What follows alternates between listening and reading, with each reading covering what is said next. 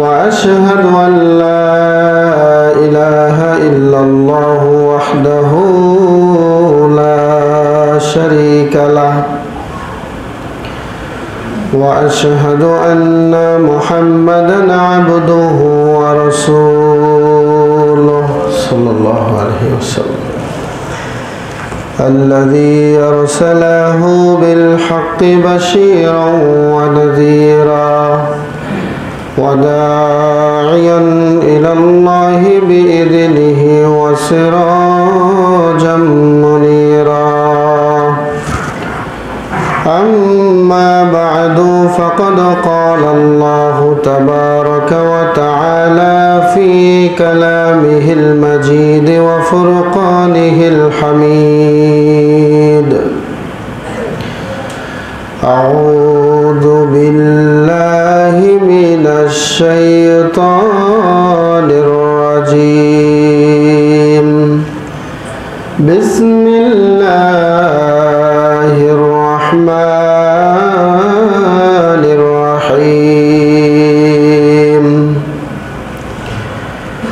ومن يبتغي غير الإسلام دينا فلن يقبل منه وهو في الآخرة من الخاسرين وقال تعالى في موضع آخر إن الدين عند الله الإسلام سورة آل عمران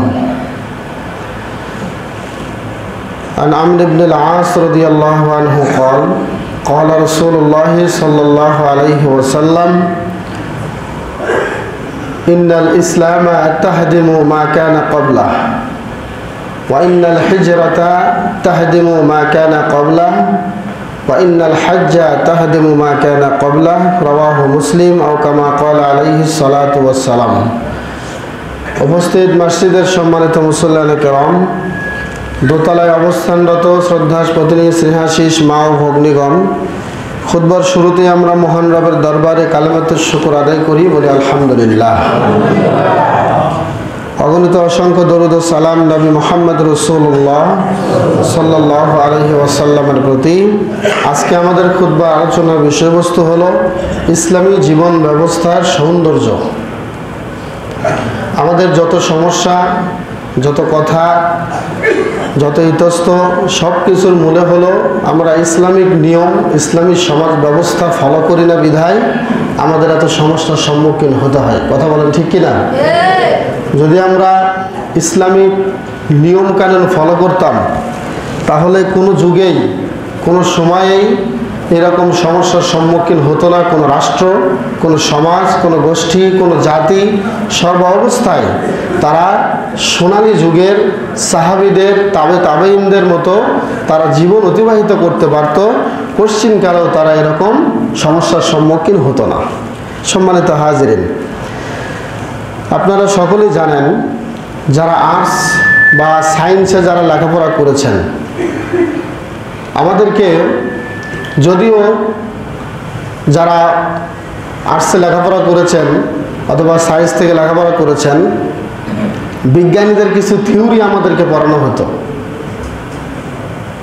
যে থিওরিগুলোর মধ্যে, যাদের থিওরি আমাদের সামনে তুলে ধরা হতো, তাদের মধ্যে একজনের নাম হলো প্লেটো এবং আরেকজনের নাম হচ্ছে অ্যারিস্টটল। এই বিজ্ঞানীদের কথা আমাদেরকে বোঝানো হতো। মাঝখানে বিশাল লম্বা একটা সময় বিরতি দিয়ে আমরা দেখতাম বিজ্ঞানের বইয়ে আমাদেরকে শোনানো হতো কালমার্ক্সের কথা, জেপিওয়েলের ছাত্র যারা, তাদের কথা।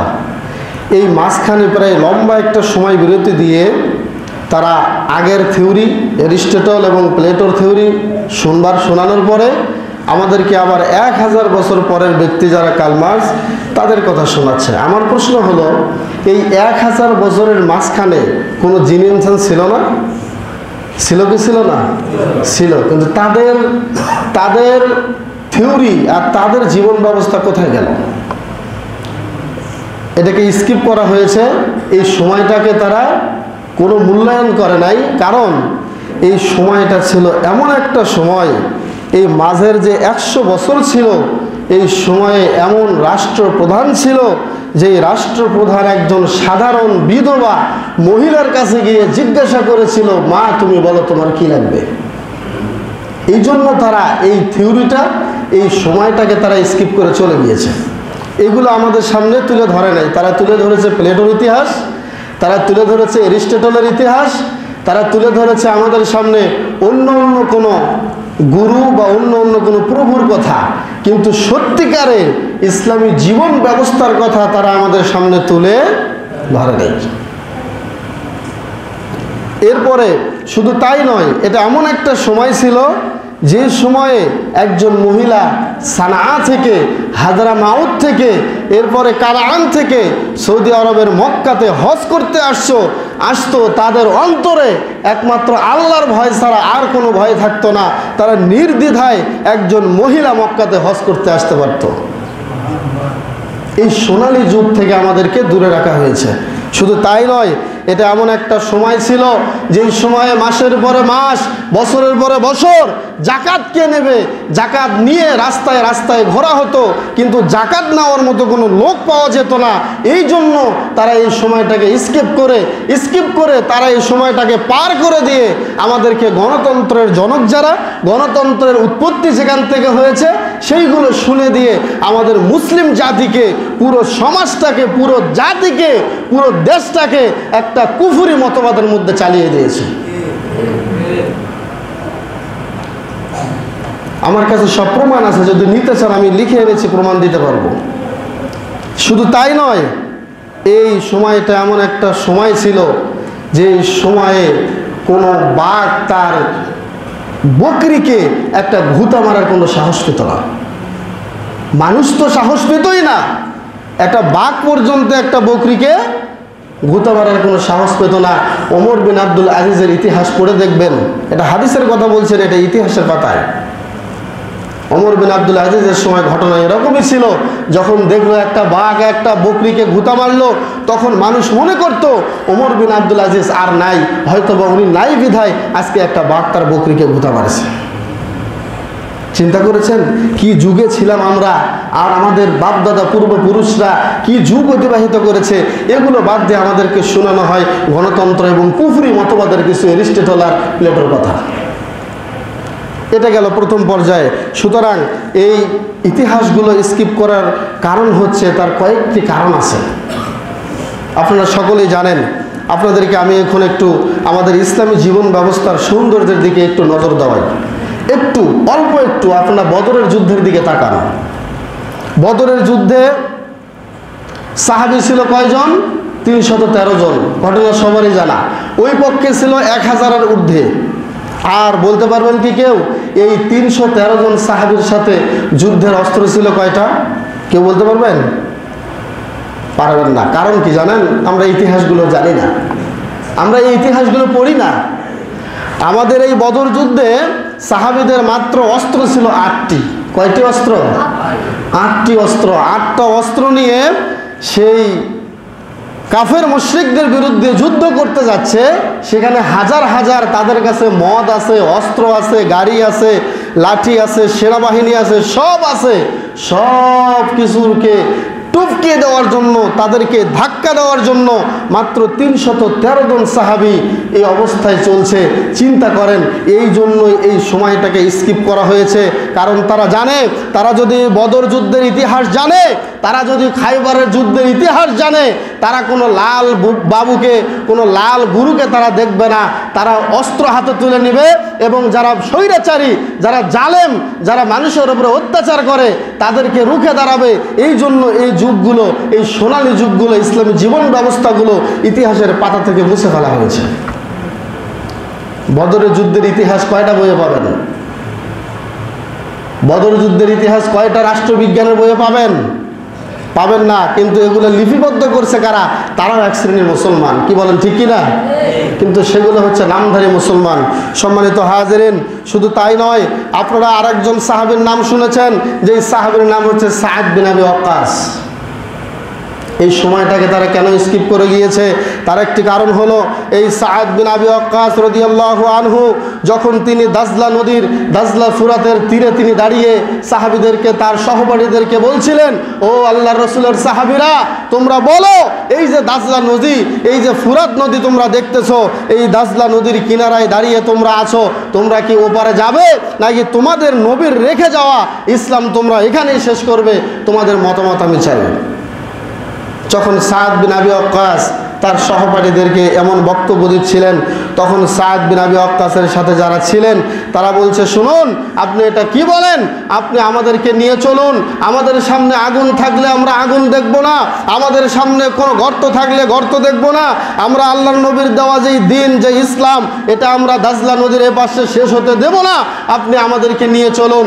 তখন সাআদ বিন আবি ওয়াক্কাস বললেন, ঠিক আছে, ঘোড়া চালাও। ঘোড়া চালানো হলো। ইতিহাসের পাতায় লেখা হচ্ছে, আপনারা আল বিদায়া ওয়ান নিহায়ার প্রথম খণ্ডের মধ্যে পেয়ে যাবেন, ইতিহাসের মধ্যে লেখা হচ্ছে দাজলা নদী পার হয়ে গিয়েছে ঘোড়া সহ, সাআদ বিন আবি ওয়াক্কাসের সৈন্যবাহিনী সহ ঘোড়ার খুর পর্যন্ত দাজলা নদীর পানিতে স্পর্শ করে নাই। বলেন সুবহানাল্লাহ। তাহলে তাদের ঈমান ছিল কি? আর সেই যুগের ইতিহাস আজকে কোথায় গেল? আজকে কয়জন আমরা ইতিহাসগুলো জানি? এগুলো জানি না। এজন্যই আমাদের পাঠ্যপুস্তক, আমাদের ইতিহাস সবগুলো ভুলে ফেলানোর জন্য এমন কিছু ইতিহাস তৈরি করা হয়েছে, যাতে গণতন্ত্র এবং কুফরি মতবাদ নিয়ে আমরা জীবনযাপন করি, যাতে আমরা এটা মনে করি গণতন্ত্রই জীবন, ইসলামী জীবনের কোনো দরকার নেই। নাউজুবিল্লাহ। এমন একটা বিধান, এমন একটা অবস্থা এখন সারা বিশ্বে, সারা পৃথিবীতে এখন বহমান। আমার ভাইয়েরা, বিশ্বনবী নবী মুহাম্মদ রাসূলুল্লাহ সাল্লাল্লাহু আলাইহি ওয়াসাল্লাম সাআদ বিন আবি ওয়াক্কাসকে যেভাবে তৈরি করে গিয়েছেন, তার যে হিস্ট্রি আমরা পড়ি হাদিসের পাতা থেকে, তার জীবনী যখন আমরা শুনতে পাই, সকলের জীবনের লোমগুলো, শরীরের লোমগুলো খাড়া হয়ে যায়, দাঁড়িয়ে যায়। এমন চমৎকার এবং এমন বীরত্বের সাথে তিনি জীবনযাপন করেছিলেন। এই সাআদ বিন আবি ওয়াক্কাস যখন সাহাবীদের কাছ থেকে, তার সঙ্গী সাথীর পক্ষ থেকে এরকম সাহস পেয়েছিলেন, সাআদ বিন আবি ওয়াক্কাস রাদিয়াল্লাহু আনহু, তখন তিনি বলেছিলেন, হাসবুনাল্লাহু ওয়া নি'মাল ওয়াকিল, নি'মাল মাওলা ওয়া নি'মান নাসির। হে আমার সঙ্গী সাথী, তোমরা শুনে রাখো, আমাদের জন্য আল্লাহই যথেষ্ট। নাস্তাঈনু বিল্লাহি ওয়া নাতাওয়াক্কালু আলাইহি, আমরা আল্লাহর কাছে সাহায্য চাই, আল্লাহর উপরে ভরসা করি। চলো চলো, আমরা দাজলা নদী পার হয়ে চলে যাব। তিনি বলেছেন, হাসবুনাল্লাহ, আল্লাহ আমাদের জন্য যথেষ্ট। নি'মাল ওয়াকিল, তিনি কতই না সুন্দর কার্যনির্বাহক, তিনি আমাদের জন্য যা করেন সেটাই ভালো। নি'মাল মাওলা, তিনি আমাদের অভিভাবক হিসেবে কতই না সুন্দর। ওয়া নি'মান নাসির, এবং আমাদেরকে সাহায্য করার দিক দিয়ে ওই আল্লাহর চেয়ে বড় কোনো আর ওলি হতে পারে না। সুবহানাল্লাহ। সম্মানিত হাজিরিন, তাহলে এই জন্য আমাদের যুবকদের উচিত ইতিহাস পড়া এবং ইতিহাসগুলো জানা। কি ইতিহাস আছে আমাদের পূর্বপুরুষদের, এগুলো জানা। কিন্তু আফসোসের বিষয় হলো কি জানেন, আজকাল যুবকরা এখন টিকটক নিয়ে ব্যস্ত। আজকাল মুসলিম যুবকরা এখন ইউটিউব, ফেসবুক, টুইটার, ইনস্টাগ্রাম এগুলো নিয়ে আমরা এখন ব্যস্ত। আমাদের এই ইসলামী ইতিহাস পড়ার কি নাই? সময় এখন আমাদের নাই। এই জন্য আজকে মুসলিম সমাজ, মুসলিম যুবক এত অধঃপতনে চলে গিয়েছে, আমরা এইভাবে আমাদের হিস্ট্রিগুলো নিয়ে আসার সাহস পাই না। সম্মানিত হাজিরিন, অতএব আমাদের উচিত এই হিস্ট্রিগুলো কি করা? জানা, পাঠ করা, নিজেদের সামনে নিয়ে আসা, যাতে করে আমরা কি করব, আমাদের হীনমন্যতা দূর হয়ে যাবে এবং একটা সমাজ ক্ষুধামুক্ত হবে, একটা সমাজ সন্ত্রাসমুক্ত হবে, একটা সমাজ পিপাসামুক্ত হবে, একটা সমাজ দুর্নীতিমুক্ত হবে। দুর্নীতি, পিপাসা, যত ক্ষুধা আছে দুনিয়া থেকে বিতাড়িত হতে বাধ্য হবে। কথা বলেন ঠিক কিনা? কিন্তু আমরা হিস্ট্রিগুলো পড়ি না। আপনাদেরকে আমি রিসেন্টলি একটা ঘটনার কথা স্মরণ করে দিই। আমাদের এই ইসলামী জীবন ব্যবস্থার সাথে আমাদের বর্তমানের যারা শাসক, যারা নেতা, তাদের একটু হিস্ট্রিটা আমি একটু স্মরণ করে দিয়েই আলোচনার দিকে চলে যাব। ঢাকা দক্ষিণ সিটি কর্পোরেশনের মেয়র, নামটা অবশ্যই আপনারা জানেন। উনি রিসেন্টলি ওনার যে সংবাদ প্রকাশ হয়েছে আপনারা দেখেছেন হয়তোবা, প্রথম আলো, যেটাকে আলো মানে আলো বলা যাবে না, যত অন্ধকার এই পত্রিকার মধ্যে। তো এই পত্রিকায় একটা রিপোর্ট দেখলাম, ঢাকা দক্ষিণ সিটি কর্পোরেশনের মেয়র, উনি 51 মাসে ওনার দুপুরবেলায় ওনার বাসা থেকে ওনার কার্যালয়ে সিটি কর্পোরেশনে দুপুরবেলা খাবার নিয়ে যেতেন 51 মাসে। এই 51 মাস যাবৎ দুপুরের খাবার আনতে তার গাড়ির তেল খরচ হয়েছে 28,05,000 টাকা। সুবহানাল্লাহ বলবেন না নাউজুবিল্লাহ বলবেন? 28,05,000 টাকা 51 মাসে তার দুপুরের খাবার আনতে। এবং এখানে আপনারা যারা উপস্থিত আছেন একটু চিন্তা করে দেখেন, রাষ্ট্রের সম্পদ, দেশের সম্পদ, এই টাকার ভিতরে আপনার মোবাইলের রিচার্জের টাকা আছে, এই টাকার ভিতরে আপনি একটা জমি ক্রয় করেছেন, সেখান থেকে টাকা গিয়েছে, এই টাকার ভিতরে আপনি একটা পোশাক কিনেছেন, সেখান থেকে অ্যাডভান্স সেখানে কাটা হয়েছে, সমস্ত কিছু থেকে আপনি যাই ক্রয় করবেন সেখানে একটা % ঢুকেছে। আর সেই টাকা দিয়ে সে 51 মাসে দুপুরবেলা খাবারের জন্য 28,05,000 টাকা জনগণের মেরে দিল। এরপরে এখন আমি আপনাদেরকে নিয়ে যাই আবার ওই বদরের যুদ্ধে। দেখেন ইসলামী জীবন ব্যবস্থা কেমন আর কুফুরি জীবন ব্যবস্থা কেমন, একটু খেয়াল করেন। বদরের যুদ্ধের সময় বিশ্বনবী সাহাবীদেরকে নিয়ে যখন রওনা হলেন, রওনা হওয়ার সময় একটু আগে গিয়ে দাঁড়ালেন, দাঁড়িয়ে বললেন, সাহাবীরা বলো তো, আমরা তো আবু সুফিয়ানের বাণিজ্য কাফেলাকে আক্রমণ করার জন্য বের হয়েছিলাম, কিন্তু আমাদের কাছে তো তেমন সৈন্য সামন্ত নাই, তো ওদিকে আবার তারা প্রতিশোধ নেওয়ার জন্য দাঁড়িয়ে গিয়েছে, তোমরা বলো তো এখন কি করি? তখন আবু বকর, ওমর, ওসমান সবাই তো তাকরা যুবক, বলছে যে ইয়া রাসূলুল্লাহ, আপনি যেভাবে বলেন আমরা সেভাবে ঝাঁপিয়ে পড়ব। আর আমি এর আগে আরেকদিন বলেছি, বদরের যুদ্ধ মানে বাবার বিরুদ্ধে ছেলের যুদ্ধ, ভাতিজার বিরুদ্ধে চাচার যুদ্ধ, ভাইয়ের বিরুদ্ধে ভাইয়ের যুদ্ধ। এই যুদ্ধের নাম হচ্ছে বদরের যুদ্ধ। একটু পরে বিশ্বনবী আবার বললেন, হে আমার সাহাবীরা, ও আনসারী সাহাবীরা, তোমরা একটু বলো কি করা যায়। তখন আনসারী সাহাবীরা বলেছিল, ইয়া রাসূলুল্লাহ, ইয়া হাবিবাল্লাহ, আপনার নির্দিষ্ট সাহাবী যারা তারাই যেমন অনুমতি দিল, এবার আমরাও বলছি আপনি আমাদেরকে নিয়ে চলুন। লা নাকুলু কামা ইয়াকুলু বানু ইসরাঈল লিমূসা আলাইহিস সালাতু ওয়াস সালাম। হে আল্লাহর নবী, আমরা অমুক ব্যক্তির মতো বলবো না, বানি ইসরাইলের লোকেরা যেমন মূসা নবীকে বলেছিল, হে মূসা তুমি যাও আর তোমার রব যাও, ওখানে যুদ্ধ করো, আমরা যুদ্ধ করব না, বরঞ্চ আপনি আমাদেরকে নিয়ে চলুন। আমরা কোনো ওয়াশিংটন দেখব না, আমরা কোনো জাতিসংঘ দেখব না, আমরা আমাদের সামনে কোনো গুরু বাপদাদার দিকে তাকাবো না, আমাদেরকে আজকে বাতিলের বিরুদ্ধে যুদ্ধ করতেই হবে, এই জন্য যুদ্ধেই নামবো, আমরা কোনো বেপরোয়া করব না, আমরা আমাদের জীবনের মায়া করব না। বিশ্বনবী যখন যাচ্ছিলেন, সাথে নিয়ে কিছু তলোয়ার ছিল আর কিছু যানবাহন ছিল। একটা যানবাহনের উপরে 2-3 জন করে ওঠা শুরু করলো। বিশ্বনবী একবার নামেন, আবার আবু লুবাবা আর উসমান আলী তারা যানবাহনের উপরে ওঠেন, আবার 2 জনে নামেন, আবার আল্লাহর নবী উটের উপরে ওঠেন। এইভাবে আল্লাহর নবী একবার উঠে ওঠেন, আর একবার আবু লুবাবা আর আলী তারাও উটের উপরে ওঠেন। এইভাবে উঠতে উঠতে এক পর্যায়ে আবু লুবাবা আর আলী রাদিয়াল্লাহু আনহু 2 জনে বিশ্ব নবীকে বলল, ইয়া রাসূলুল্লাহ, আপনি উঠে বসে থাকবেন, আমরা উটের দড়ি ধরে টানবো, আপনি আমাদেরকে উটের উপরে বসায়া দিয়া আপনি নিজে উটের রশি ধরে টানবেন, এইটা আমাদের দ্বারা সম্ভব নয়, এই কাজ আমরা করতে পারবো না। বিশ্বনবী বললেন, হে আবু লুবাবা, হে আলী, তোমাদের সওয়াবের দরকার আছে, আমি নবী আমার কি সওয়াবের দরকার নাই?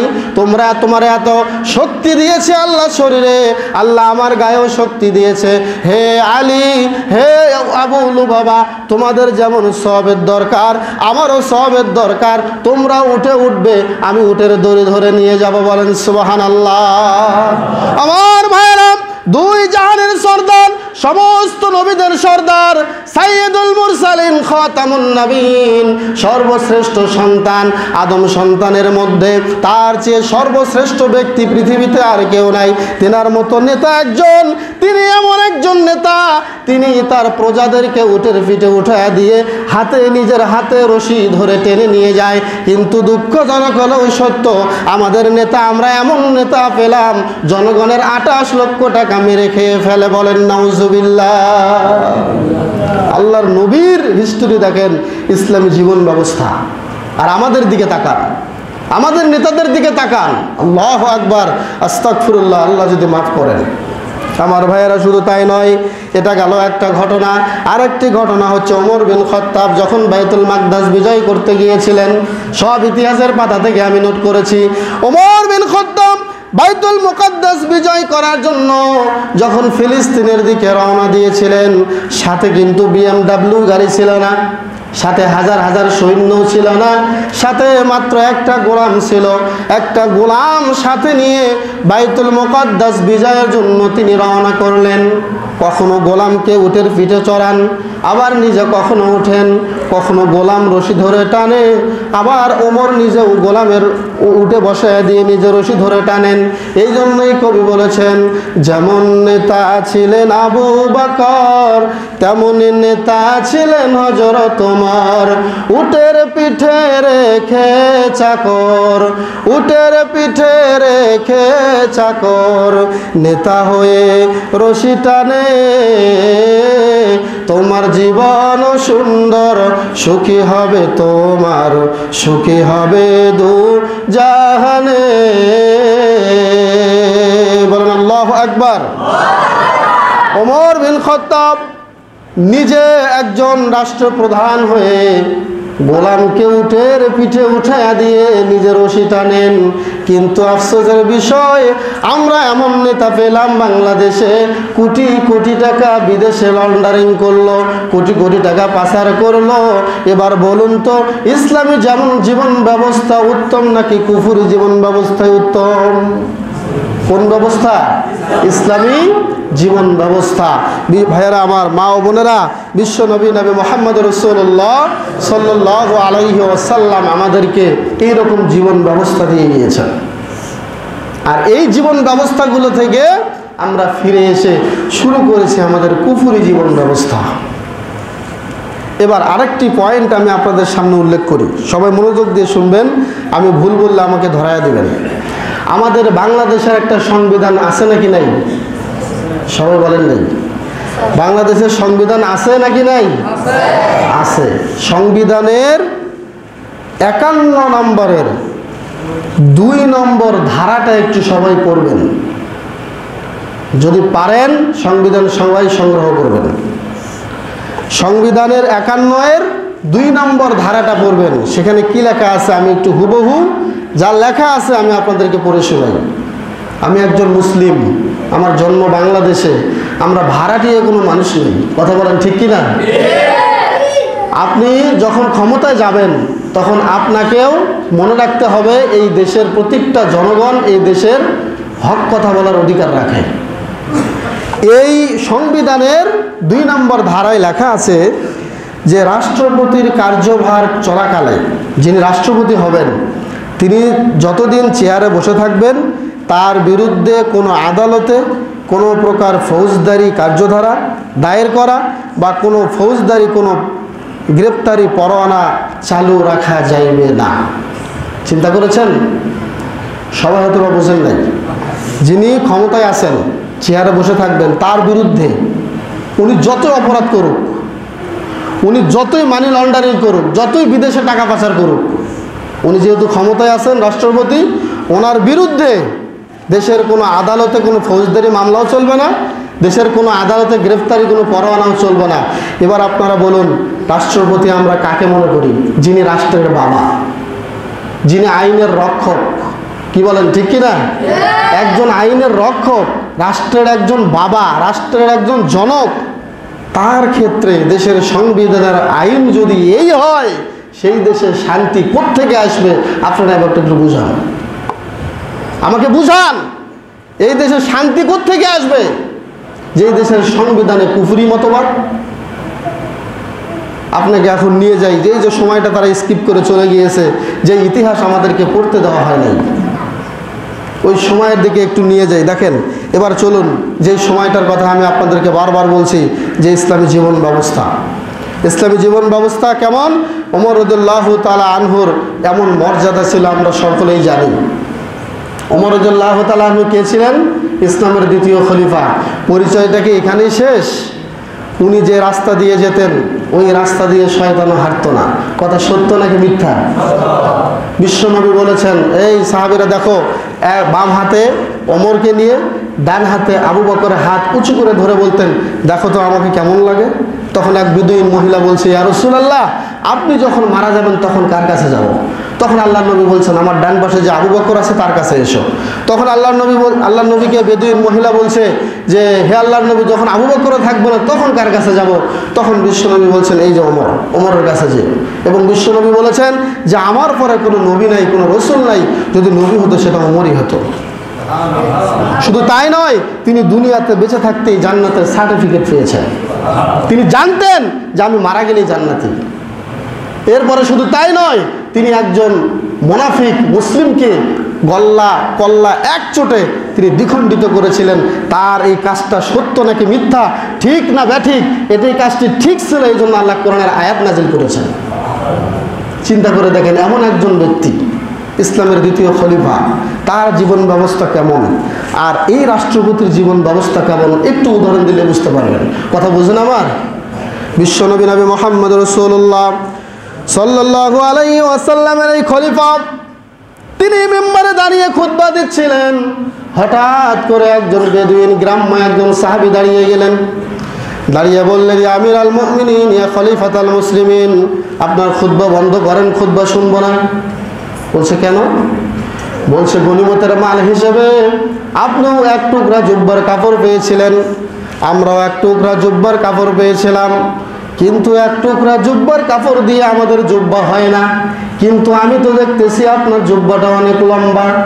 কথা বুঝতে পারছেন আমার? আমরা এক টুকরা কাপড় পাইছি, আপনিও এক টুকরা কাপড় পাইছেন, কিন্তু আপনার জুব্বা লম্বা হলো কেমনে? এক টুকরা দিয়ে তোর জুব্বা হয় না। আপনি এই কথার উত্তর দিবেন, এরপরে আপনি খুতবা পড়বেন। বলেন না সুবহানাল্লাহ। একজন রাষ্ট্রপতি, একজন দেশ নায়ক খুতবা দিচ্ছেন, একজন গ্রাম্য বেদুইন সাহাবী খুতবা আটকিয়ে দিল। আর এখন মিলান, এখন কুফরি নেতার দিকে তাকান। আমি চেয়ারে আছি, যত চুরি, যত ডাকাতি, যত মানি লন্ডারিং যা আছে সব করব, আমার বিরুদ্ধে একটা কথা বললে খবর আছে। এই অবস্থা যদি হয় দেশে, তাহলে ইসলামী জীবন ব্যবস্থার কোনো কদর থাকবে? থাকবে না। এখানেই শুধু ক্ষান্ত নয়, বিশ্বনবী নবী মুহাম্মদ রাসূলুল্লাহর সাহাবী এই ওমর রাদিয়াল্লাহু তাআলা আনহু, তিনি দাঁড়িয়ে আছেন। হঠাৎ করে পাশে বসেছিল তার ছেলে আব্দুল্লাহ। আব্দুল্লাহ দাঁড়িয়ে বলল, শোনো, আমার বাবা এমন কোন নেতা নয়, প্রজাকে 1 টাকা দিয়ে 2 কোটি টাকা আমার বাবা খেয়ে ফেলবে। আমার বাবা এমন বাবা নয়। আমি তোমাদেরকে বলতেছি, কোত্থেকে আমার বাবার জুব্বাটা লম্বা হলো। তোমরা যেরকম এক টুকরা পেয়েছো, আমিও এক টুকরা পেয়েছি, আমার বাবাও এক টুকরা পেয়েছে। আমার বাবার যখন আমার এই টুকরা নিয়ে বাড়িতে গেলেন, আমিও আমার জুব্বার এক টুকরা কাপড় নিয়ে বাড়িতে গেলাম। যাওয়ার পরে দেখলাম হয় না, আমার জুব্বা হয় না, বাবারও জুব্বা। তখন আমি বাবাকে বললাম, বাবা আপনি তো খুতবা দেন, জনসম্মুখে দাঁড়িয়ে যান, অতএব আমার এই টুকরাটা আপনি নিয়ে নেন, একসাথে মিলে জুব্বার আমার বানায় নেন। বলেন সুবহানাল্লাহ। এরপরে আমার বাবাকে আমি জুব্বার এক টুকরা কাপড় দিলাম। কাপড় দেওয়ার পরে আমার বাবা তার টুকরার সাথে আমার টুকরাটা মিলিয়ে তিনি একটা জুব্বা বানালেন। এই জন্য আমার বাবার জুব্বাটা লম্বা। এবার ওই বেদুইন সাহাবী বলছে, উত্তর পেয়ে গেছি, এবার আপনি খুতবা চালায়া যান। বলেন সুবহানাল্লাহ। এবার আপনারা প্রশ্ন করুন, কেমন শাসন ব্যবস্থা চান আপনারা? কেমন জীবন ব্যবস্থা চান আপনারা? কোন সংবিধানে আপনারা জীবনযাপন করতেছেন? কোন সংবিধানের মধ্যে আমরা পড়ে আছি? ভাইরা আমার, এটা দলীয় কোনো দোষ নয়, কোনো ব্যক্তির একা একই দোষ নয়। যখন যেই সরকার ক্ষমতায় যায়, সংবিধানকে তছনছ করে টুকরা টুকরা করে কাটতে কাটতে নিজেদের পছন্দ মতো করে সাজায়া গুছায়া এরপরে দেশটা পরিচালনা করে। মনে হয় নিজের বাবার সম্পত্তি, আল্লাহর কোনো সম্পদ তারা খায় না। বলেন নাউজুবিল্লাহ। আমার ভাইরা, ওমর বিন খাত্তাব রাদিয়াল্লাহু আনহু এমন একজন জালিলের কদর সাহাবী হওয়া সত্ত্বেও আল্লাহ তাকে এত পাওয়ারফুল নেতা বানিয়েছেন। এরপরে ওমর বিন খাত্তাব একটা মুহূর্তের জন্য বলেন নাই, এহে তুমি কে দাঁড়িয়েছো আমার মতো রাষ্ট্রপ্রধানের সামনে? তোমার দাঁড়ানোর এত সাহস হলো কোত্থেকে? একটা থাপ্পড় দিয়ে গর্দান কল্লা ফেলে দেব, এমন কোনো কথা কিন্তু ওমরের মুখ দিয়ে বের হয় না। এর নাম হচ্ছে ইসলামী জীবন ব্যবস্থা। এটাই হচ্ছে ইসলামী জীবন ব্যবস্থা। এই জন্য আল্লাহ রাব্বুল আলামিন বলেছেন, ওয়ামান ইয়াবতাগি গায়রাল ইসলামি দীনা ফালাই ইউকবালা মিনহু ওয়া হুয়া ফিল আখিরাতি মিনাল খাসিরিন।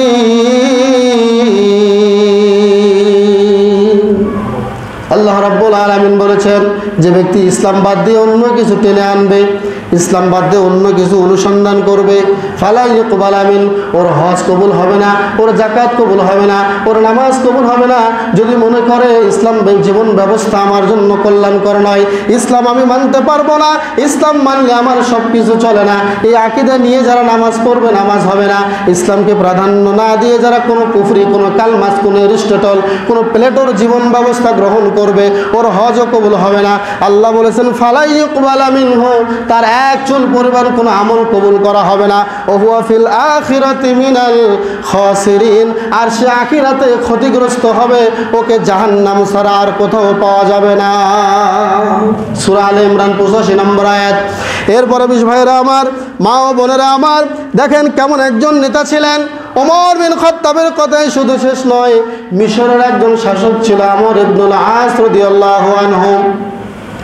আমর ইবনুল আস রাদিয়াল্লাহু আনহুর একটা সন্তান, মিশরে ঘোড়া প্রতিযোগিতা হচ্ছিল, সামনে একজন ঘোড়া নিয়ে যাচ্ছিল, তাকে পেছনে ফালাইয়া দিল। হঠাৎ করে আমর ইবনুল আসের সন্তান ওই সামনে যে ঘোড়সওয়ার ছিল, প্রতিযোগিতা একটু আগে গেল, ওকে একটা ঘুঁটা দিয়ে ঘোড়া থেকে ফালাইয়া দিল। ফালাইয়া দেওয়ার পরে ছেলেটি যখন ঘোড়া থেকে পড়ে গেল, এবার আমর ইবনুল আস রাদিয়াল্লাহু আনহু এই ছেলের ব্যাপারে মদিনাতে গিয়ে ওমরের দরবারে আমর ইবনুল আসের ছেলে গিয়ে বিচার দায়ের করলো। এবার আমর বিন আসকে ওমর বিন খাত্তাব পত্র লিখলেন, হে আমর, তোমার ছেলেকে নিয়ে আসো, তুমিও আসো। ছেলেকে নিয়ে আসলেন, নিজেও চলে আসলেন।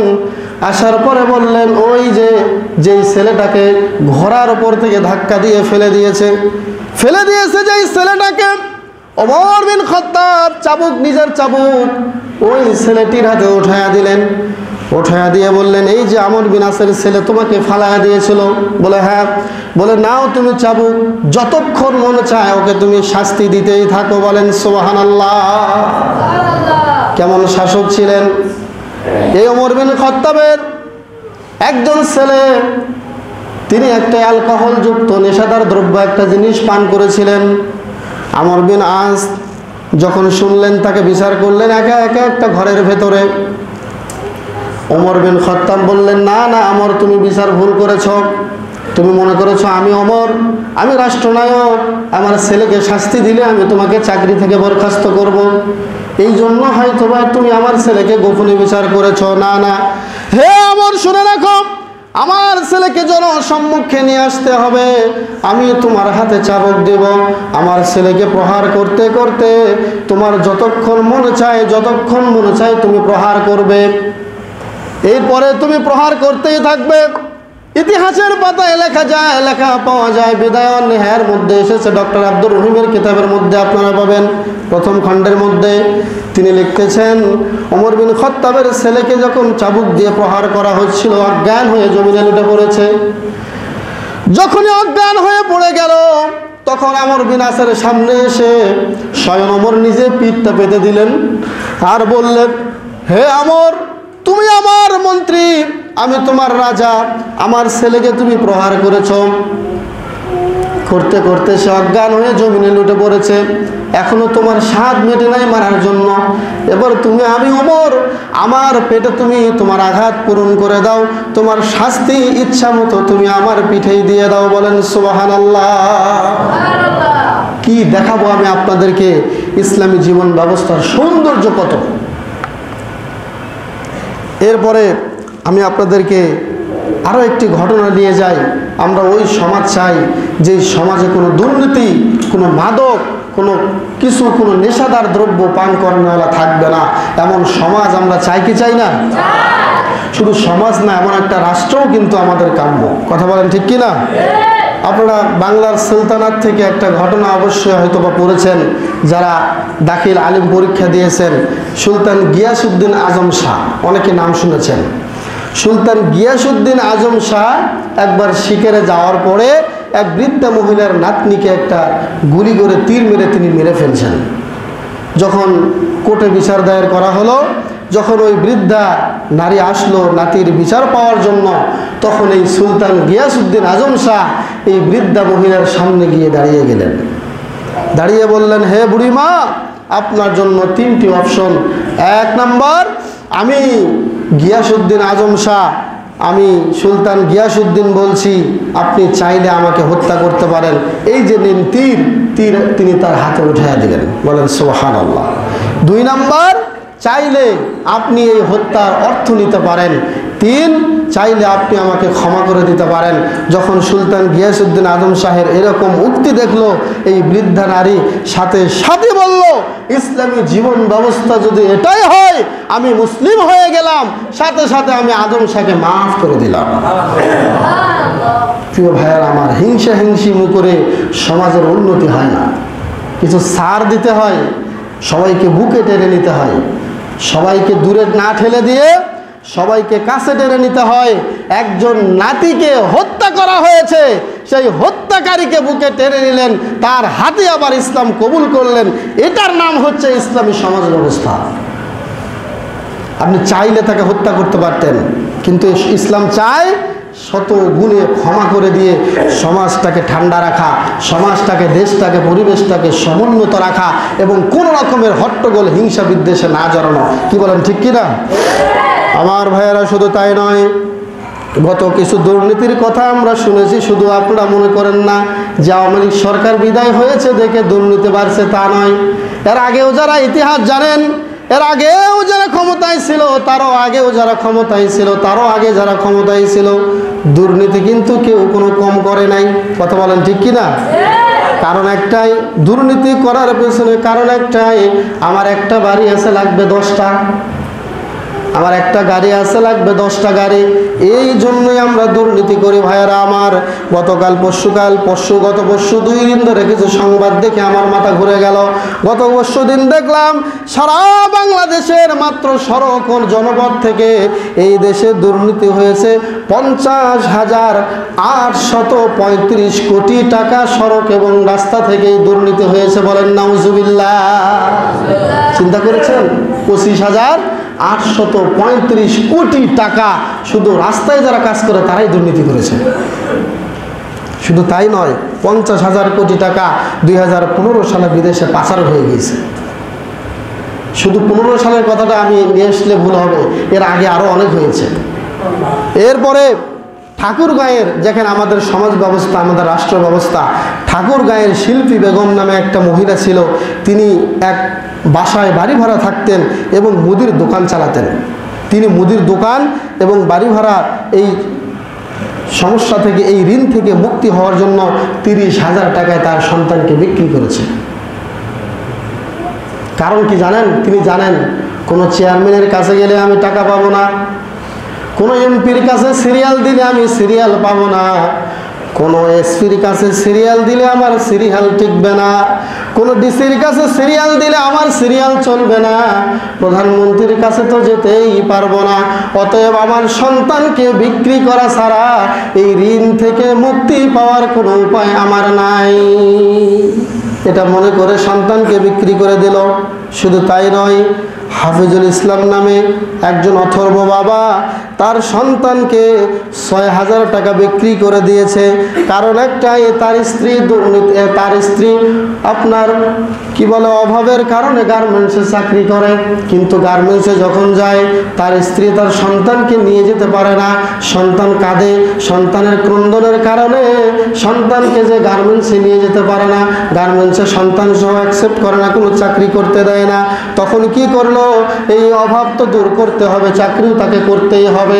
এই জন্য নিজের সন্তানটাকে, নবজাতক মাত্র 2 মাসের বাচ্চা, এই বাচ্চাটাকে ৬,০০০ টাকায় বিক্রি করে দিল। বলেন নাউজুবিল্লাহ। আমার ভাইয়েরা, একটু পরে আমি দেখাবো ইসলামী সমাজ ব্যবস্থায় আমাদের ব্যবস্থা কেমন ছিল। সোনালী যুগের সমাজ ব্যবস্থায় এই রকম একটা ঘটনাও ঘটে নাই। আজকে পাড়ায় পাড়ায়, মহল্লায় মহল্লায় মানুষ ঋণের বোঝায় জর্জরিত। একজন মানুষের কিস্তি ছাড়া এখন জীবন চলে না, এমন অবস্থা হয়েছে এখন সমাজের। ভাইয়েরা আমার, এরপরে শুধু তাই নয়, বানিয়ারচরের উপজেলার একটা কাহিনী আমি শুনলাম। রহিমউদ্দিন নামে একজন ব্যক্তি ছিল, তার স্ত্রী আকলিমা বেগম ৬,০০০ টাকার বিনিময়ে তিনিও তার সন্তানকে বিক্রি করে দিয়েছে। কারণ কি জানেন? কারণ হলো, তিনি যখন সিজারে গিয়েছেন হাসপাতালে, সিজারে যাওয়ার পরে তার ঋণ আসছে ৬,০০০ টাকা। এখন এই হাসপাতাল থেকে সার পেতে গেলে তাকে ৬,০০০ টাকা দিতে হবে, পকেটে 1 টাকাও নেই। এখন সে কি করছে, তার এই নবজাতক সন্তানটাকে বিক্রি করে দিয়ে বলছে, সন্তানটাই আপনারা রেখে দেন, আমি আমার স্ত্রী নিয়ে চলে যাই। নাউজুবিল্লাহ বললাম না? কি একটা সমাজ ব্যবস্থায় আমরা এখন আছি। এই দায়িত্বগুলো কার? এই দায়িত্ব হলো যারা যখন ক্ষমতায় থাকবে তাদের দায়িত্ব। একটা মানুষ যদি অনাহারে মারা যায়, এই ক্ষমতাশীল ব্যক্তিকে জবাব দিতে হবে। কথা বলেন ঠিক কিনা? এটার নামে ইসলাম। শুধু তাই নয়, তারা এই কাজগুলো যে করলো, কারণ একটাই, তারা জানে যে হয়তোবা ওমরের আমল হলে আমরা ওমরকে দেখা পেলে, ওমরকে বললেই তিনি দৌড়ে গিয়ে বাইতুল মাল থেকে আটার বস্তা দিয়ে, আমাদেরকে টাকা দিয়ে, দিনার দিরহাম দিয়ে সহযোগিতা করতেন। কিন্তু তারা তো জানে কোথায় ওমর, কোথায় ওমর, কোথায় আবু সুফিয়ান, আর কোথায় আজকে লুটতারাজরা, কোথায় আজকে বাটপাররা, চিটাররা। তারা জানে এরকম কোনো জায়গা আমাদের কোথাও হবে না, আমরা কারো কাছে পাবো না। অতএব সন্তান বিক্রি করা ছাড়া আমাদের আর কোনো উপায় নাই। এই সমস্যায় আপনি যখন পড়বেন, তখন আপনিও বুঝবেন যে হুজুরের কথা 100% ঠিক। এখন বুঝবেন না। ভাইয়েরা আমার, দেখেন, ওমর বিন খাত্তাব রাতের অন্ধকারে বের হতেন প্রজাদের খোঁজ নেওয়ার জন্য। তিনি রাস্তা দিয়ে হাঁটতে হাঁটতে হঠাৎ করে এক বাড়িতে দেখলেন ধোঁয়া উঠতেছে, পাতিলে কিছু নাই। গেলেন বুড়িমার কাছে, গিয়ে বললেন, কি পাতিতে কি রান্না করেন? বলছে, কিছু না, আমার রাত হয়ে গেছে, আমি ওমরের সাথে দেখা করতে চাচ্ছিলাম। কিন্তু নিজেই যে ওমর মহিলাটি কিন্তু জানতো না। হঠাৎ করে ওমর বিন খাত্তাব বললেন, মা কেন যাইতে চাচ্ছিলেন ওমরের কাছে একটু বলেন? বলছে, দেখো দেখো, আমার একটা সন্তান কান্না করতেছে, আর আমি একটা পাতিলের মধ্যে কিছু পাথর দিয়ে জাল দিচ্ছিলাম, আর সন্তানকে বুঝাচ্ছিলাম, বাবা একটু সবুর করো, পাতিলে রান্না হচ্ছে, পাতিলে রান্না হচ্ছে। এই করতে করতে সন্তানটা ঘুমিয়ে যাবে, তখন আমি আমার জ্বালানি বন্ধ করে দেব। বলেন সুবহানাল্লাহ। ওমর বিন খাত্তাব একটা দৌড় দিলেন, আর দাঁড়ালেন না। দৌড় দিয়ে বাইতুল মালে গিয়ে বস্তা কাঁধে নিলেন, মাথায় নিলেন। নেওয়ার পরে গোলাম বলছে, ইয়া আমিরাল মুমিনিন, কি করেন? আমরা থাকতে আপনি কেন বস্তা কাঁধে নেন? বলছে, না না, আল্লাহ যে আমাকে দায়িত্ব দিয়েছে, এই দায়িত্বের অপব্যবহার আমার দ্বারা হয়ে গিয়েছে, এই বস্তা আমি তোমাদের কাঁধে দেব না। তিনি নিজেই দৌড় দিলেন, চলে গেলেন বুড়ি মায়ের কাছে, আটা গুললেন, কিছু তেল দিয়ে পানি দিয়ে আটা গুলে, আটা দিয়ে রান্না করে এবার ওই সন্তানটার কাছে গেলেন। সন্তানের কাছে গিয়ে এবার অঝর নয়নে কাঁদছে, আর বলছে, রে ওমর, যতক্ষণ সন্তানটাকে তুমি কাঁদাইছো, এতক্ষণ পর্যন্ত এবার সন্তানটাকে তুমি হাসাবে, না হলে কাল কিয়ামতের মাঠে তোমার 12টা বাজানো হবে। এই কথায়, এই চিন্তায় তিনি সন্তানটার কাছে গিয়ে বারবার বলছে, তুমি একটু হাসো, তুমি একটু হাসো, তুমি একটু হাসো, আমি তোমার হাসি দেখতে চাই। কিন্তু সন্তানের মুখে তো আর হাসি নেই। কান্নার পরে সাথে সাথে কি আর হাসি আসে? তাহলে দেখেন কেমন নেতা ছিলেন। আর একজন বেদুইন, একজন পুরুষ, তিনি আসছেন তার স্ত্রীকে, গর্ভধারিণী স্ত্রীকে নিয়ে আসতেছেন রাত্রিবেলা। উনিও একটা তাঁবু করে এক জায়গায় বসে আছেন। হঠাৎ করে ওমর রাদিয়াল্লাহু তাআলা আনহু যাচ্ছিলেন, তিনি যাওয়ার পথে দেখলেন যে একজন বেদুইন এসে বলছে, এই কে হে তুমি কি ওমরের বাড়িতে যেতে পারবে? গিয়ে একটু সংবাদ দাও তো যে আমার স্ত্রী প্রেগনেন্ট, আমি তাকে নিয়ে যেতে পারতেছি না, একটা ব্যবস্থা যেন করে দেয়। তিনি তখন বললেন, ঠিক আছে, আপনি বলেন কি সমস্যা? বলছে আমার স্ত্রী এই অবস্থা। তখন তিনি আবার দৌড় দিলেন, গিয়ে তার স্ত্রী উম্মে কুলসুমকে বললেন, হে আমার প্রাণপ্রিয় স্ত্রী, একজন মহিলার প্রেগনেন্ট অবস্থায়, সে একজন বাচ্চা গর্ভধারিণী মা, তার একটা বাচ্চা প্রসব হবে, আসো তুমি, আমি তো পুরুষ মানুষ, কিছু করতে পারবো না, তুমি একটু গিয়ে তার গৃহিণীর কাজটি, তার গাইনির কাজটি করে দাও। ওমর বিন খাত্তাবের স্ত্রী চলে আসলেন, স্বামী স্ত্রী আসলেন। ওমর মাথায় আটার বস্তা নিলেন, নিয়ে আসার সময় ওই গোলাম একই কথা, ইয়া আমিরাল মুমিনিন, আপনি আমাকে দেন, ওই আটার বস্তা আমাকে দেন, আমি নিয়ে যাব। ওমর বিন খাত্তাব বলছে, না হে, তোমাকে আমি দেব না, আমি আমার দায়িত্ব কাঁধে নিয়েছি, আমি যাব। তিনি গেলেন, তিনি আটা বানানো শুরু করলেন। ওদিকে ওমর বিন খাত্তাবের স্ত্রী, তিনি গাইনের কাজ শুরু করে দিলেন। একটু পরে বাচ্চা ভূমিষ্ঠ হলো। হওয়ার পরে ওই পাশ থেকে, তাঁবুর ভিতর থেকে ওমর বিন খাত্তাবের স্ত্রী বললেন, ইয়া আমিরাল মুমিনিন, হে ওমর, আপনি আপনার বেদুইনকে সংবাদ দিন, তার ছেলে সন্তান জন্ম নিয়েছে, বলেন আলহামদুলিল্লাহ। এরপরে ওমর বিন খাত্তাব, ওই লোকটা বেদুইন যখন যাচ্ছিলেন তখন বলছিলেন, হে ওমর, আপনি আমাকে, হে ভাই, এখন পর্যন্ত আপনি আমাকে ওমরের সংবাদ দিলেন না। তখন ওমর বিন খাত্তাব বলছে, আমি সেই হতভাগা এবং আমি সেই বদমাইশ লম্পট একটা ব্যক্তি ওমর, আমি এখন পর্যন্ত আগে এসে তোমার খোঁজ নিতে পারি নাই, তুমি আমার বাড়িতে যাওয়ার জন্য বের হয়েছো, বলেন সুবহানাল্লাহ। এবার আপনারা সিদ্ধান্ত নেন, কেমন সমাজ ব্যবস্থা চান, কেমন নেতা চান আপনারা? যেই নেতা আমাদেরকে সেবার নামে লক্ষ লক্ষ টাকা পাচার করবে এবং সমাজের মানুষকে ফকির বানাবে, এমন নেতা আমাদের দরকার নাই। আমাদের নেতা দরকার ওমর রাদিয়াল্লাহু তাআলা আনহুর মতো। কথা বলেন ঠিক কিনা? সম্মানিত ভাইয়েরা আমার, আজকাল তো আমাদের এমন কুফরি মতবাদ চেপে বসেছে, আমাদেরকে মানুষকে ধরার জন্য আমাদেরকে সমন জারি করতে হয়, বলতে হয় অমুককে ধরে দিতে পারলে 1 লক্ষ টাকা পুরস্কার দেওয়া হবে, অমুককে ধরে দিতে পারলে 1 কোটি টাকা দেওয়া হবে। কিন্তু ইসলামী জীবন ব্যবস্থা দেখেন, গতকাল সংবাদে দেখলাম, বিবিসির নিউজ দেখলাম, ওবায়দুর নামে একজন ছেলে 13 বছর জেল খাটার পরে জানতে পেরেছে সে নির্দোষ ছিল, কোনো দোষ তার ছিল না, বলেন নাউজুবিল্লাহ। আর একজন দেখলাম ব্রাহ্মণবাড়িয়ার বাবুল মিয়া, তিনিও 25 বছর যাবৎ জেল খাটতেছেন, পরে এসে জানতে পারলেন নির্দোষ ছিল। কি অবস্থা! এই হলো আমাদের দেশের অবস্থা। বাগেরহাটের শেখ জাহিদ নামে একজন ভাই, তিনি 20 বছর যাবৎ মামলা খাটার পরে, জেল খাটার পরে জানতে পারল সে নির্দোষ। এবং পক্ষান্তরে 7 বছরের একজন কিশোরীকে ধর্ষণ করায় বাবা মা যখন মামলা করলো, এক পর্যায়ে এই বাবা মাকে হত্যার হুমকি দেওয়া হলো, বলা হলো যে তুমি যদি মামলা না তোলো তাহলে তোমাকে হত্যা করা হবে। এটাই কি আমাদের ইসলামী জীবন ব্যবস্থা? আমরা কি 90% মুসলমানের দেশে বাস করতেছি? স্পষ্ট বোঝা যাচ্ছে একটা কুফরি এবং একটা পাশ্চাত্য পশ্চিমাদের একটা দায়িত্ব এসে আমাদের কাঁধে চেপে বসেছে। কথা বলেন ঠিক কিনা? এই হলো আমাদের অবস্থা। আদি বিন হাতেমের কথা সবাই জানেন। আদি বিন হাতেম পরে মুসলমান হয়েছিলেন। আদি বিন হাতেম এসেছিল তার বোন সাফফানা, সে মুসলিমদের হাতে বন্দী হয়ে এসেছিল। পরবর্তীতে বিশ্বনবী তাকে বলেছিল, হে আদি বিন হাতেম, তুমি যদি তোমার বোনকে চেনো, আর সাফফানাকে বলছিল তুমি যদি তোমার ভাইকে চেনো তাহলে তোমার ভাইয়ের সাথে যেতে পারো। কিন্তু আমাদের যুগে আমরা দেখেছি, আমাদের সে আফিয়া সিদ্দিকা, আমাদের একজন বোনকে হাজারো পুরুষ তাকে ধর্ষণ করেছে, বলেন নাউজুবিল্লাহ। কিন্তু আমাদের ইসলাম কি শিক্ষা দেয়? একজন নারী বন্দী হয়েছে, তার সাথে সদ্ব্যবহার করতে। আল্লাহর নবী আফিয়াকে, আল্লাহর নবী এই সাফফানাকে, হাতেম তাইয়ের সেই মেয়ে সাফফানা, তাকে 1 চুল পরিমাণ কোনো অপমান করেন নাই, বরঞ্চ তার সাথে দিয়ে দিয়েছিলেন। সাথে কি দিয়েছিলেন? আল্লাহর নবী গায়ের একটা চাদর দিয়ে বলছেন তুমি পর্দা করে তোমার বাড়িতে যাও। যখন আদি বিন হাতেম তাই যখন দেখেছিল যে একজন নবী আমরা তাকে শত্রু মনে করি, তিনি যখন আমার বোনকে একটা চাদর দিয়েছে, তখন তার থাকা যায় না, ইসলাম কবুল না করে থাকা যায় না। এসে আল্লাহর নবীকে বলছে, ইয়া রাসূলুল্লাহ, আপনার হাত বাড়িয়ে দিন, আমি কালেমা শাহাদাত করে মুসলমান হয়ে যাব। দেখেন শত্রুর সাথে কি ব্যবহার করা লাগে, আল্লাহর নবীর কাছ থেকে শিখেন। আর আমাদের একটা টেন্ডেন্সি হলো যে আমার উপরে অত্যাচার করছে ওর আগে সাইজ করবো। আমি যদি ভালো হতাম তাহলে যে অত্যাচার করছে তাকে সাইজ না করে আমি তাকে মাফ করে দিতাম। এটা হচ্ছে আমাদের মুসলিম জীবন ব্যবস্থার সৌন্দর্য। তবে কিছু কিছু গুনাহ আছে, কিছু কিছু পাপ আছে, যে পাপের শাস্তি স্বয়ং আল্লাহ ছাড় দেন না, ওই শাস্তিগুলো আল্লাহ দিয়ে থাকেন। কথা বলেন ঠিক কিনা? সম্মানিত হাজিরিন, এই জন্য আমাদের আফিয়া সিদ্দিকা বোনকে বলা হয়েছিল যে তুমি যদি কোরআনের উপরে পা রাখতে পারো তোমাকে ছেড়ে দেবো। আমেরিকান সৈন্যরা বলেছিল, সেদিন আফিয়া সিদ্দিকা বলেছিল, না না, আমি কোনোদিন আল্লাহর এই কোরআনকে আমি অপমান করতে পারবো না। আমাকে ছাড়ার জন্য মুসাব বিন উমাইর আসবে, আমাকে ছাড়ার জন্য মাহমুদ বিন কাসেম আসবে। আমেরিকান সৈন্যরা প্রত্যেক দিন গিয়ে তার মুখের সামনে গিয়ে টিটকারি করে আর বলে, কোথায় তোমার মাহমুদ বিন কাসেম আসে না, এই কথা বলে, আর পারাক্রমে তাকে ধর্ষণ করে, বলেন নাউজুবিল্লাহ।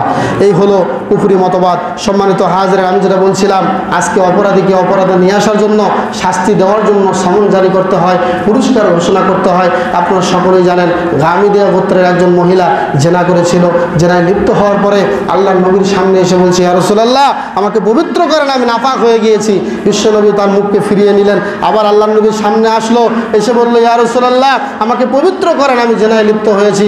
একবার, দুইবার, তিনবার। আল্লাহ নবী পরে লক্ষ্য করে দেখলেন পেটে বাচ্চা। বিশ্বনবী বললেন, তুমি অপরাধ করেছ, তোমার সন্তান অপরাধ করে নাই। পেটের বাচ্চা যখন ভূমিষ্ঠ হবে তখন এসো, তোমাকে ফয়সালা করে দেবো। কিছুদিন গেল, সন্তান ভূমিষ্ঠ হলো, আসলো। আল্লাহ নবী আবার বললেন, সন্তান যখন দুধ ছাড়বে তখন এসো। দেখেন ইসলামী জীবন ব্যবস্থা কাকে বলে। এক পর্যায়ে কিছু 1.5 বছর 2 বছর পরে সন্তানটিকে কোলে নিয়ে, বাচ্চাটাকে কোলে নিয়ে হাতে একটা রুটি দিয়ে, সহিহ বুখারীর বর্ণনা, আমি শুধু অনুবাদটা বলছি, মহিলা এসে বলছে, ইয়া রাসূলুল্লাহ, এই যে দেখেন সন্তানটা রুটি খেতে পারে। তখন বিশ্বনবী বললেন, সাহাবীরা শোনো, কোমর পর্যন্ত মাটিতে পুঁতে দাও আর পাথর মেরে মহিলাকে দুনিয়া থেকে বিদায় করে দাও। কোমর পর্যন্ত পুঁতে ফেলা হলো। পাথর মারতে মারতে এই মহিলাটিকে, গামিদিয়া গোত্রের মহিলাটিকে দুনিয়া থেকে বিদায় করা হলো। হঠাৎ করে এক ফোঁটা রক্ত টপকে গিয়ে খালিদ বিন ওয়ালিদের চেহারায় লাগলো। খালিদ বিন ওয়ালিদ বলল, সি সি, আস্তাগফিরুল্লাহ, একজন বেপরদা, একজন জিনাকারিনী মহিলার শরীরের রক্ত আমার গায়ে এসে লাগলো। এই কথা বলার সাথে সাথেই বিশ্বনবী নবী মুহাম্মদ রাসূলুল্লাহ সাল্লাল্লাহু আলাইহি ওয়াসাল্লাম বললেন, হে আমার সাহাবী খালিদ বিন ওয়ালিদ, শুনে নাও, এই মহিলা এমন তওবা করেছে, এই তওবা যদি সারা মক্কাবাসীকে ভাগ করে দেওয়া হতো, সমস্ত মক্কা মদিনাবাসীর জন্য তওবা যথেষ্ট হয়ে যাবে। সুবহানাল্লাহ। সমস্ত মক্কাবাসী মদিনাবাসীর কি হবে? তওবা যথেষ্ট হয়ে যাবে। সম্মানিত হাজিরিন, এই জন্য আমি আপনাদের বলছি যে আমরা কোন সমাজ ব্যবস্থা চাই, যে সমাজ ব্যবস্থায় থাকবে ইসলামী সমাজ ব্যবস্থা, যে সমাজ ব্যবস্থায় থাকবে না কোনো হিংসামি, যে সমাজ ব্যবস্থা সবাই মিলে পরামর্শ করে আমরা রাষ্ট্র গোছাবো, সমাজ গোছাবো, এই সমাজ চান, নাকি একজন মানুষকে অপমান করে, অপদস্থ করে আপনার পাশ থেকে দূরে সরে দিয়ে সমাজ ব্যবস্থা চান? কোনটা চান? আমরা সবাই চাই, সবাই কাঁধে কাঁধ মিলিয়ে একতাবদ্ধ হয়ে পাশাপাশি থেকে আমরা আমাদের রাষ্ট্র গোছানোর আগে আমাদের ব্যক্তিগত যেই পরিবার, ব্যক্তিগত পারিবারিক যেই সমাজ, এটা আগে গোছাতে হবে। ফিরে যেতে হবে সেই জীবনের দিকে যেই জীবনে আছে ইসলামী ব্যবস্থা।